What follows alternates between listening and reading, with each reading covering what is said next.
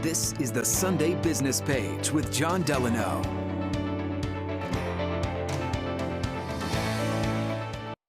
Good morning, I'm John Delano. Welcome to another edition of the Sunday Business Page. And our very special guest this morning is Paul Mango, who was most recently Deputy Director of Policy at the U.S. Department of Health and Human Services during the Trump administration.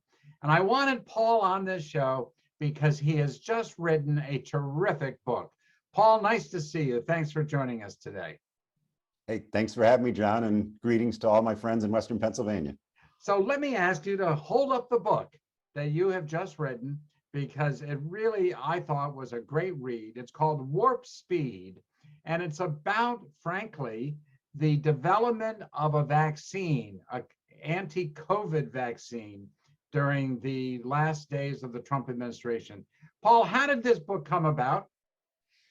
Yeah, well, John, I have to say this is the most significant biomedical public-private partnership in history. The last time a record was set for developing and introducing a vaccine was 4.5 years, and we did it in 10 months. And as you know, over 200 million Americans are now vaccinated with these vaccines. And Secretary Azar and a few others who were on the team and I talked about it, and we thought the American people need to know how this was done. There's not very much awareness of the tremendous effort that was put into bringing these safe and effective vaccines to the American people.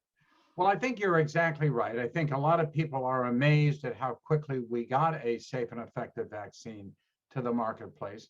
And it basically was done in a non-political way, bringing together business and the government. Can you describe some of the mechanisms? You were right in the middle of all this at the department.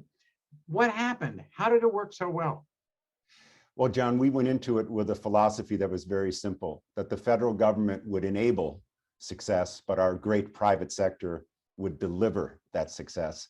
And one of the sentences I used to describe this is, not a single federal government employee touched a dose of vaccine before it got into Americans' arms. We relied on, again, great American iconic companies like CVS and Walgreens and McKesson and Palantir and FedEx and UPS, and boy, did they deliver. So I think that was our philosophy. And, we kind of divided it up into development of the vaccine, manufacturing of the vaccine, and then distribution and administration of the vaccines. And we had tremendous leaders from the private sector and from the military. General Gus Perna from the Army Materiel Command overseeing all three of those. So we had great talent, great resources, great leadership, and American industry responded.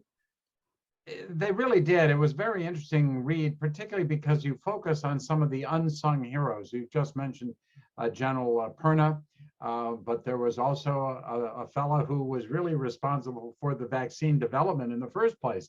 Tell us quickly about him.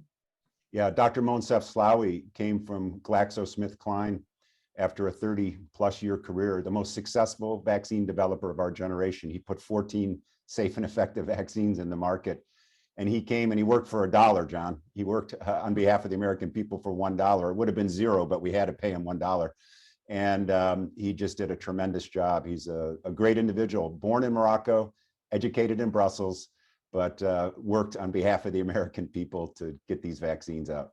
I think the other thing that was really interesting to me was that although you were obviously interacting with the White House all the time, you would say in your book that there was no political pressure on you to speed up development in order to affect the election. True? Absolutely true, John. And the president played a very significant role in this.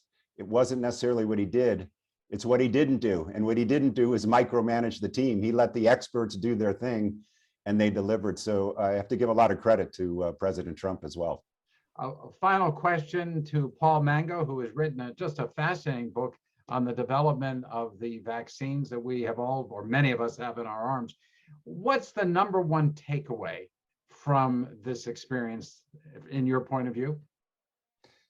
The number one takeaway, John, is that America is still an exceptional place, and no other country in the world could have done what we did, and no other country in the world did what we did, which was get safe and effective vaccines to every American who wanted one by April of 2021, which was 15 months after the virus surfaced. Never been done before. No other country could do it. So I think our viewers and listeners should be very proud of the country in which they live. Well, thank you again, Paul Mango, for writing a terrific book that really explains the history of what happened during that very momentous year. Thank you, sir, for being with us today. We really appreciate it. Hey, thanks for having me, John. And thank you for watching this edition of the Sunday Business Page.